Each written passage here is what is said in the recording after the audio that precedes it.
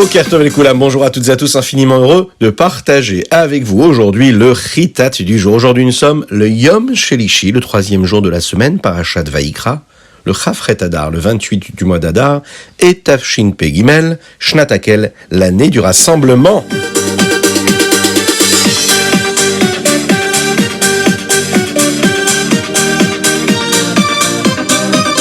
Et nous allons commencer tout de suite avec le Chumash du jour, aujourd'hui le Yom Shelishi. Dans ce Chumash, Akadosh Baruch Hu dit à Moshe qu'il fallait s'occuper d'un autre korban, ce qu'on appelle le korban mincha. Dans ce korban mincha, qui est une offrande pour Akadosh Baruch Hu, eh bien, il fallait qu'il y ait aussi également d'autres éléments. Nous l'avons dit, ce korban-là était fait de fleurs de farine, qui étaient apportées par les gens qui n'avaient pas trop de moyens, c'est-à-dire d'apporter un animal ou un oiseau. On a vu qu'il y avait différentes façons de le faire, de le cuire, de le faire frire, mais tout devait être fait d'huile, de farine et de sel. Il y a une autre espèce d'offrande qui est appelée le korban mincha, minchat marechet. On le faisait cuire dans une casserole avec beaucoup d'huile. Et pour finir, il y avait un korban qui s'appelait toujours le korban mincha, mais qui était le korban minchat bikurim ou bien minchat à Omer. Précisément comme les bikurim, qui sont ces fruits-là, les premiers qui poussent sur l'arbre et qu'il fallait apporter au Beth Amikdash, eh bien, cette offrande, la minchat bikurim, est constituée de cet épi-là, les premières, qui a bien poussé comme il fallait. Cette fleur de farine-là, elle a été constituée de ces grands morceaux de cet épi-là qu'il fallait apporter en tant que korban. De tout ce korban mincha-là qui était apporté, le Kohen, lui, pouvait prendre sa part et ensuite la consommer lui-même. Mais il y avait une partie qui était brûlée sur le misbéach. Ce korban-là, même si le Kohen pouvait le consommer, ça restait quelque chose de kadosh, de saint. Et c'est pour cette raison que c'est uniquement le Kohen qui avait droit de le consommer. Il fallait aussi être vigilant. Vous savez qu'il y a la fête de Pessah qui arrive bientôt, et à Pessah, on mange de la matzah et on fait très attention à ne pas posséder de chametz. Eh bien, le korban mincha, lui, ne devait jamais devenir chametz. La seule fois, unique fois, où on avait le droit d'apporter dans ce korban mincha du chametz sur le misbéach, c'était pendant la fête de Shavuot. Un korban constitué de 2 pains, les 2 chalot, qui, elles, étaient chametz. Toutes les autres menachot, eh bien, on les apportait pour Akadosh Baruch Hu, n'étaient jamais fait et constitués de chametz. Il y a autre chose à laquelle il fallait faire attention, dans ce korban-là, de ne jamais mettre un élément qui serait doux, sucré, comme par exemple du miel ou un jus qui aurait du sucre à l'intérieur. Néanmoins, on apportait quand même des dattes, bien que dans les dattes, il y a du sucre et il y a une forme de miel de date qui peut être sucré. C'est important de s'en souvenir toujours. Dans toutes les corbanotes qu'on devait apporter, et pas seulement dans le korban mincha, il fallait toujours accompagner cela de sel. Et oui, le sel, c'est ce qui relève le plat. Eh bien, c'est ce qui relève aussi le korban.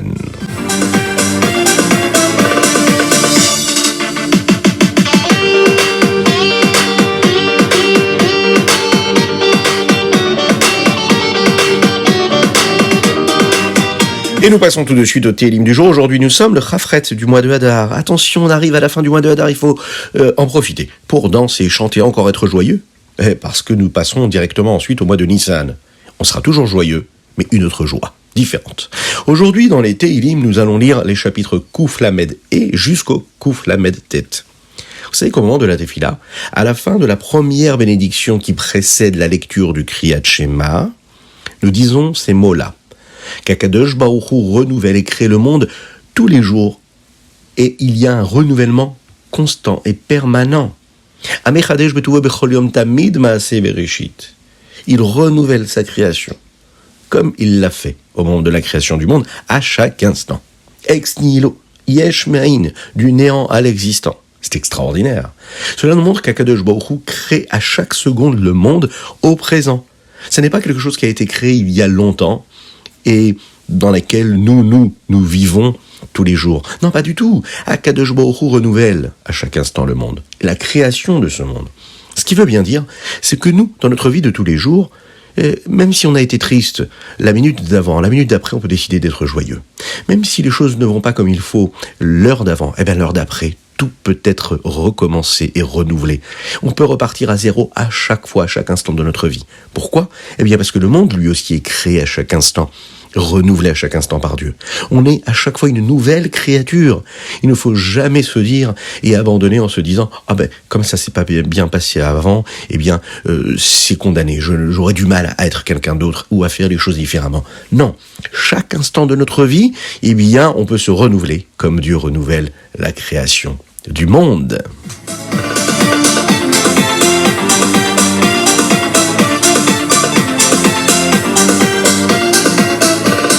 Et nous passons tout de suite au Tanya du jour. Aujourd'hui, nous abordons le chapitre 37, la Metzaïn, et nous sommes le Chafret Adar Shana Pshuta.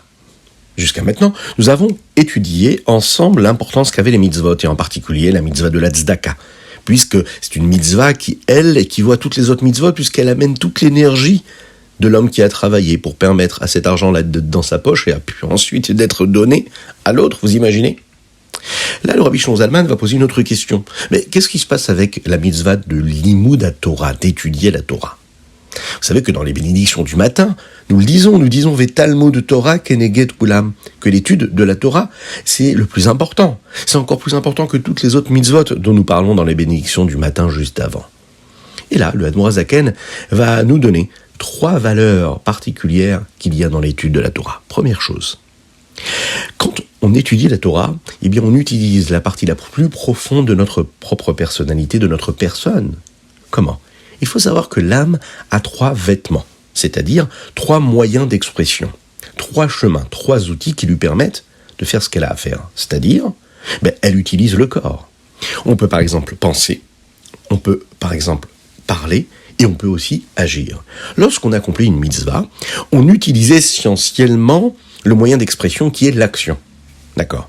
Quand on étudie la Torah, eh bien on utilise et la pensée, mais aussi la parole, qui sont beaucoup plus profonds que l'action. Deuxième élément à savoir, quand on accomplit une mitzvah, eh bien la mitzvah ne nous change pas de l'intérieur, à savoir ne transforme pas nos sentiments, nos émotions. Le Yetzer Hara que nous avons à l'intérieur, il reste le même Yetzer Hara. Par contre, lorsqu'on étudie la Torah, on est capable de changer, de transformer le processus de la pensée que nous avons en nous. La force essentielle qu'on utilise pour accomplir les mitzvot, c'est-à-dire nos vertus, nos traits de caractère, eh bien ce sont des vertus et des traits de caractère que le Yetzer Hara, le mauvais penchant, peut lui aussi se servir de cela. C'est réellement pour cette raison que la plupart des gens utilisent d'ailleurs ces énergies, ces forces-là, et malheureusement pas pour la Kedusha, pas pour la sainteté. Alors que la force que nous utilisons pour la Torah, c'est-à-dire l'intellect, lui peut se transformer complètement en sainteté quand on étudie la Torah. Et enfin, le 3e élément dont nous parlons ici, dans ce Tanya du jour, c'est ce qu'on est capable de produire comme dévoilement divin. Le dévoilement divin qui éclaire la Neshama, l'âme, quand un homme étudie la Torah, est bien plus élevé que le dévoilement divin et que la lumière qui apparaît lorsqu'on accomplit une mitzvah. Et c'est de cette valeur-là, et de ces valeurs, dont les Chachamim parlent comme ils disent que la Torah est plus élevée que toutes les autres mitzvot. On verra par la suite que tout est vrai.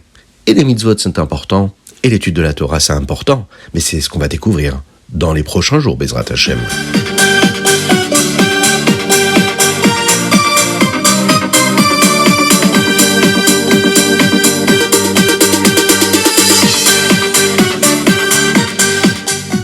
Et nous passons tout de suite au Hayom Yom, aujourd'hui le Chafret Adar. Dans le Chafret Adar Aleph, le Rabbi de Lubavitch nous parle du Kriyat Shema chez Al-Amita. Vous savez, c'est le Kriyat Shema que nous disons juste avant d'aller dormir. Si on regarde dans le Sidour, on verra qu'il y a un verset qui est dit juste à la fin. Beyadecha afkid rochi, paditaoti Hashem el emet. Dans le Hayom Yom, on nous précise quels sont les minagim, les habitudes que nous avons, les coutumes qui concernent les moments et les textes que l'on saute quand c'est un jour de Shabbat ou un jour de Yom Tov ou un jour où on ne dit pas Tachanun par exemple. Il y a des versets, des psaumes qui figurent dans ce Kriyat Shema Al-Amita, eh bien que l'on va laisser de côté, qu'on ne va pas prononcer.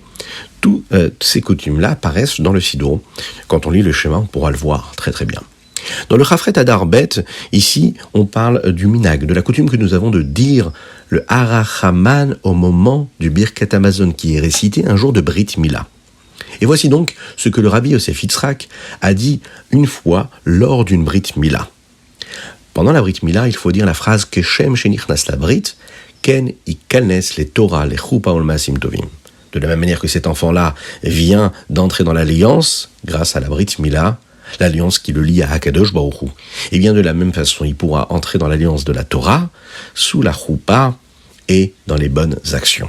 Nous avons un minag, il est dit dans la Yom Yom, de commencer déjà à payer le salaire des études que l'enfant fera Be'ezrat Hashem lorsqu'il ira à la yeshiva étudier et qui grandira. Le Rabbi Rayatz, le Rabbi Yosef Yitzhak, donnait l'argent pour la yeshiva et il disait « Ze avor ha yeshiva ». Ça, c'est pour la yeshiva. Si maintenant des enfants ne l'ont pas fait, des parents ne l'ont pas encore fait, eh bien il n'est jamais trop tard pour le faire. N'hésitez pas à le faire et vous serez bénis Be'ezrat Hashem.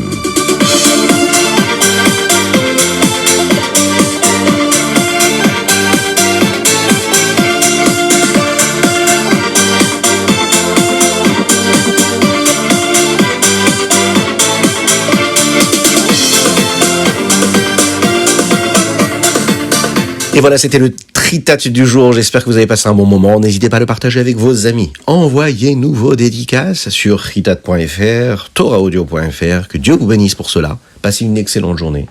Que Dieu vous protège dans la joie la plus totale. Soyez bénis, matériellement et spirituellement. Continuez à faire la Havat Israël, c'est important. Si vous avez oublié de mettre la tzedaka aujourd'hui, mettez une petite pièce dans la tzedaka. Parce qu'une petite pièce dans la tzedaka, et Mashiach arrivera. Oui, tout à fait. Aujourd'hui, nous avons étudié ensemble pour la Refoua Shelema de Avraham Nissim Ben Sultana. Que Dieu lui envoie une véritable Refoua Shelema. Dites Amen ve Amen, dites-le fort que je puisse vous entendre de là où je suis et de là où Akadosh Baruch Hu se trouve. Que Dieu vous bénisse et à très bientôt.